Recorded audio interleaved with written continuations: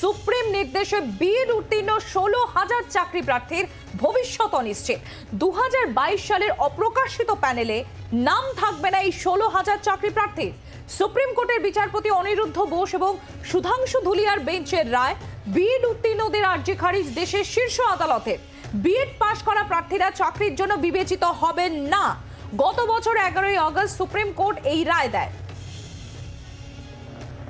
রায় পুনর্বিবেচনার জন্য সুপ্রিম কোর্টে আর্জি চাকরি প্রার্থীদের।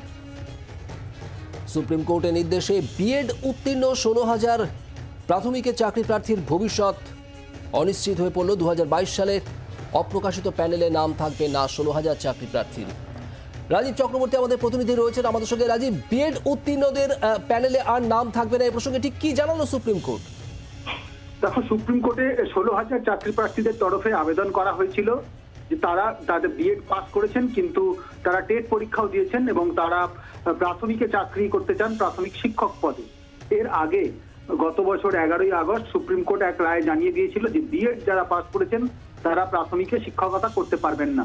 এবং সেই যে সুপ্রিম কোর্টের রায়, সেই রায়টিকে পুনর্বিবেচনার আর্জি জানিয়ে 16,000 চাকরি প্রার্থী এসেছিল এবং তাদের যে সওয়াল ছিল, তাদের যে যুক্তি ছিল তা হলো যে তারা এই সুপ্রিম কোর্টের রায় ঘোষণার অনেক আগেই পরীক্ষা দিয়েছেন এবং ইন্টারভিউ দিয়েছেন এবং প্যানেলের জন্য অপেক্ষা করছেন। সেক্ষেত্রে এই রায় তাদের ক্ষেত্রে কার্যকর হবে কিনা এবং সুপ্রিম কোর্ট এটা বিবেচনা করুক। আজকে সুপ্রিম কোর্টের বিচারপতি অনিরুদ্ধ বসু এবং সুধাংশু ধুলিয়ার বেঞ্চ এই আর্জি, অর্থাৎ এই 16,000 চাকরি প্রার্থীর তরফের আর্জি খারিজ করে দিয়েছে, যার অর্থ বিএড পাশ করা প্রাথমিকের পরীক্ষার্থীরা আর তাদের প্রাথমিকের শিক্ষকতা করার যোগ্যতা পাবেন না। অর্থাৎ তাদের যে প্যানেলের জন্য তারা অপেক্ষা করছেন, সেই অপেক্ষা কিন্তু আর প্রয়োজন হবে না।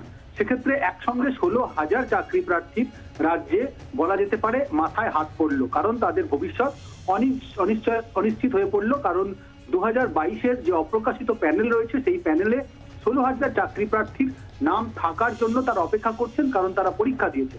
আর এই বিষয়ে দীর্ঘ মামলা চলেছে সুপ্রিম কোর্টে। গত 11ই আগস্টের রায়ের প্রেক্ষিতে আজকে এই আবেদন ছিল এবং এই আবেদনের শুনানিতে সুপ্রিম কোর্টের দুই বিচারপতির বেঞ্চ সেই আর্জি খারিজ করে দিয়েছে। ধন্যবাদ রাজীব।